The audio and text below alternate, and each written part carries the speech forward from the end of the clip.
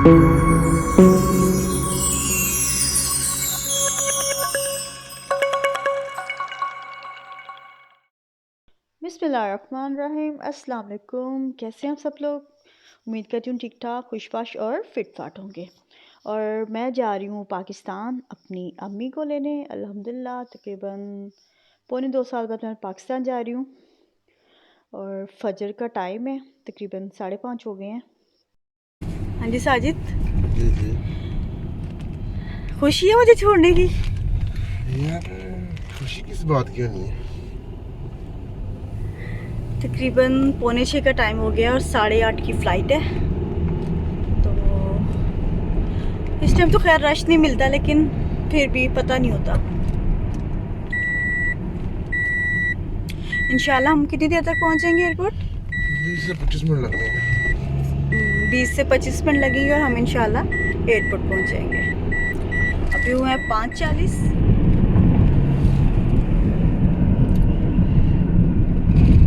तकरीबन आधा घंटा लगेगा और अल्हम्दुलिल्लाह हम एयरपोर्ट पहुंच गए। और हल्का हल्का दिन भी निकल आया। इतना रश नहीं था, लेकिन फिर भी टाइम लग गया। आधा घंटा सही लग ही जाता है ना? आधा घंटा लग जाता है। काफ़ी रश लग रहा है साजिद। हाँ जी।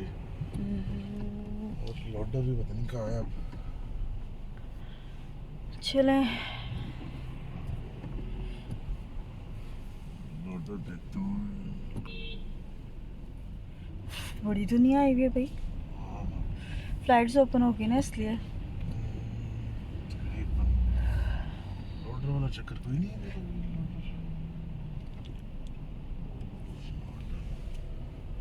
मुझे लगता है खुद ही हमें लेना पड़ेगा सब कुछ। नहीं लोडर होएगा। इतना रश, अल्लाह अकबर। जी। थोड़ी देर वेट करने के बाद मुझे हेल्पर मिल गया, क्योंकि हेल्पर बहुत ज़रूरी था। इतना सामान कैरी करना मेरे लिए बहुत मुश्किल था। और वेट तो मैं घर से कर कर आई थी, तकरीबन आसपास ही था, लेकिन यहाँ पे भी करना मस्त था, ताकि अंदर जाके मुझे प्रॉब्लम नहीं हो। हम घर में जो वेट करते हैं और यहाँ जो वेट करते हैं, तो थोड़ा सा फ़र्क 2-3 केजी का आ जाता है। तो मस्ट होता है वहाँ जाके भी एक दफ़ा आप बुक करवाने से पहले वेट कर लें। और साजिद मोबाइल नंबर अपना नाम लिख रहे हैं, ताकि मुझे प्रॉब्लम नहीं हो और जो भी मेरा आगे से सामान ले वो फ़ौरन पहचान ले। तो काफ़ी रश था, ऐसे लग रहा था कि जैसे सारी दुनिया ही यहाँ से जा रही है। अल्हम्दुलिल्लाह मेरा सामान इजीली क्लियर हो गया था, मुझे टेंशन नहीं थी इसकी। सामान देख के लग रहा था कि ज़्यादा ही वेट होगा, लेकिन अल्हम्दुलिल्लाह घर से करके आई थी, इसलिए मुझे इतनी इस चीज़ की प्रॉब्लम नहीं थी, क्योंकि मुझे पता पूरा पूरा सामान है। फ़्लाइट मेरी डिले थी और उन्होंने कोई टाइम भी नहीं दिया था, लेकिन पाकिस्तान जाने की इतनी खुशी होती है कि आप आराम से सुकून से इंतज़ार भी कर लेते हैं। और इस इंतज़ार का भी अलग ही अपना मज़ा है। फ़्लाइट तो सारी डिले है, कोई टाइम नहीं है। सही है। फिर चलो खैर खरीद से जाओ और जल्दी आ जाना। ओके, ठीक है। सही। आप जाएं, मैं फिर अंदर चली जाती हूँ, क्योंकि चेयर्स तो हटा दिए, खड़े होने का फ़ायदा कोई नहीं है। खड़े होने का फायदा कोई नहीं। चलो चलें, ओके, अल्लाह अल्लाह हाफिज़। रियाद का एयरपोर्ट बहुत बड़ा और बहुत खूबसूरत है। तो फ़्लाइट डिले होने की वजह से मेरे पास टाइम था, तो मैंने सोचा इधर उधर घूम फिर के अपना टाइम पूरा कर लूँ और एक अच्छा सा व्लॉग भी बनाऊँ आप लोगों के लिए।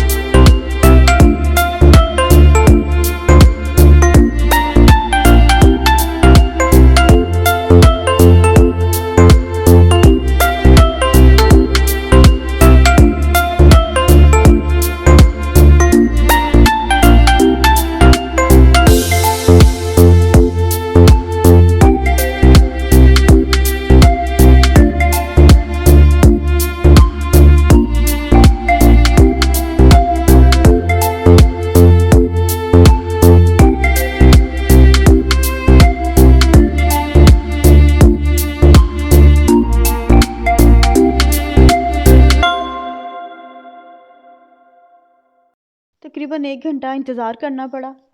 खैर 1 घंटे का तो मुझे पता ही नहीं लगा कि 1 घंटा गुज़रा कैसे। अल्हम्दुलिल्लाह ज़्यादा नहीं वेट करना पड़ा, नहीं तो एक बार मुझे 8 घंटे एयरपोर्ट पे इंतज़ार करना पड़ा था।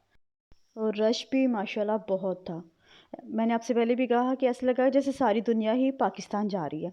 लेकिन आप कहीं भी चले जाएँ, आपको ऐसा ही महसूस होता है कि सारी दुनिया यहीं पर आ गई है। तो ख़ैर मुझे फिर भी प्लेन अपनी सीट तक पहुँचते-पहुँचते मुझे कम से कम आधा घंटा लग गया। जंबो प्लेन था और जो आहिस्ता-आहिस्ता फुल हो रहा था। फाइनली आधा पौने घंटे की जद्दोजहद के बाद मैं अब अपनी सीट पर थी और सीट भी सेंटर की, जो मुझे सबसे बुरी लगती है। तकरीबन 5-6 मिनट के बाद उन्होंने सारे पैसेंजर को दिए ये गिफ्ट्स, जिसमें सैनिटाइज़र, मास्क और वाइप्स थे, आपकी सेफ्टी के लिए। जहाज़ में बैठे हुए भी तकरीबन 1 घंटा हो गया था और फिर अल्हम्दुलिल्लाह 1 घंटे के बाद इब्तिदा हुई सफ़र की दुआ की। तकरीबन आधे पौने घंटे के बाद उन्होंने ब्रेकफ़ास्ट दिया। ब्रेकफ़ास्ट का बस नाम ही था। सऊदी एयरलाइन का तो खाना इतना अच्छा होता है, ब्रेकफ़ास्ट हर चीज़ इतनी परफ़ेक्ट होती है। लेकिन पता नहीं इस बार उनको क्या हो गया था। ऑमलेट पता नहीं कितने दिन का बना हुआ था, लेकिन मुझे भूख बहुत लग रही थी, मजबूरी थी खाना, तो मैंने हल्का-फुल्का गुज़ारे लायक खा लिया। और खाने के बाद ना इन्होंने चाय पूछी, ना इन्होंने कॉफ़ी दी। और बस चलें कोई नहीं, अल्लाह पूछेगा। इतना-इतना चार्ज करते हैं और इतने चार्ज करने के बाद देते क्या हैं खाने को? तकरीबन साढ़े 3 घंटे की फ़्लाइट के बाद अल्हम्दुलिल्लाह हम लोग लाहौर एयरपोर्ट पहुंच गए। और ये देखिए मुसाफ़िरों को, अभी प्लेन अच्छे तरीके से खड़ा भी नहीं हुआ, रुका भी नहीं और ये लोग खड़े हो गए हैं। इनको बहुत जल्दी है और वो अनाउंस भी कर रहे हैं कि अभी बैठे रहें, बैठे रहें, बैठे हैं, लेकिन नहीं। तहम्मुल और सब्र तो बिल्कुल भी नहीं है ना। उन्हें होता है कि बस देखिए औरतें भी खड़ी हुई हैं, उन्हें होता है बस हम निकलें और अपने-अपने घरों में पहुँच जाएँ। बड़ा प्यारा मौसम था, हल्की-हल्की सी धूप निकली हुई थी, 3 साढ़े 3 का टाइम था और सामान भी अल्हम्दुलिल्लाह मेरा जल्दी आ गया था। और रश देखें आप कितना है। मैंने वहाँ पे भी जाके हेल्पर ले लिया था, नहीं तो इतने रश में तो मुझे 2-3 घंटे लग जाते। तो लाहौर तो बहुत ही रश होता है। हमेशा मैं सियालकोट जाती हूँ, लेकिन इस बार मैं लाहौर गई थी क्योंकि सियालकोट का एयरपोर्ट बंद था, इस वजह से। और नोमी बाहर आ चुका था। नोमी ने मुझे 2-3 बार कॉल भी कर ली थी कि नोमी, असद और नईम भाई बाहर आ चुके हैं। लेकिन मुझे थोड़ा-सा टाइम लग गया। ख़ैर अल्हम्दुलिल्लाह मैं पहुँच गई पाकिस्तान, सामान भी सारा क्लियर हो गया अल्हम्दुलिल्लाह। पाकिस्तान आने की बहुत खुशी होती है और अपनों से मिलके वो खुशी और दुबाला हो जाती है। थोड़ी-सी मैं दुखी भी थी, अपसेट भी थी, साजिद वहाँ थे और कुछ ये भी रीज़न थी कि अब हमेशा जाती थी तो अब्बू आते थे मुझे लेने, लेकिन अब वो हयात नहीं है, तो इस चीज़ की भी एक तकलीफ़ थी बहुत ज़्यादा। और खुशी भी थी कि अम्मी से मिलूँगी, अम्मी को साथ लेकर जाऊँगी और बहन-भाइयों से मिलूँगी। चलें, ये तो दुनिया का दस्तूर है, जिसने आना है उसने जाना है। लेकिन माँ-बाप की कमी कोई पूरी नहीं कर सकता, क्योंकि माँ-बाप माँ-बाप ही होते हैं, उनकी कोई भी जगह नहीं ले सकता। अल्लाह ताला उनको जन्नत में आला मुकाम दे। उनकी कमी तो मुझे सारी ज़िंदगी हर पल महसूस होगी। मैं जब-जब पाकिस्तान आऊँगी या कहीं भी पाकिस्तान में कहीं भी जाऊँगी, क्योंकि वो हमेशा मेरे साथ होते थे। ताला उनके दर्जात बुलंद करे, आमीन। नोमी असद और नईम भाई मुझे लेने आए थे। नोमी असद से तो तकरीबन मैं 2 साल बाद मिल रही थी, तो खुशी थी बहुत ज़्यादा उनसे मिलने की। नईम भाई से तो मुलाकात होती रहती थी वहाँ पे रियाद में। तो ये था मेरा सफ़र रियाद से पाकिस्तान तक का, जो मैंने आप लोगों के साथ शेयर किया। अगर आपको मेरा वीडियो अच्छा लगे तो लाइक करें, शेयर करें और मेरे चैनल को सब्सक्राइब करें। इंशाल्लाह किसी नेक्स्ट वीडियो में आपसे मुलाकात होगी। तब तक मुझे, मेरी फ़ैमिली को अपनी दुआओं में याद रखें और अपना बहुत ख़्याल रखें। तो नेक्स्ट वीडियो तक के लिए अल्लाह हाफ़िज़।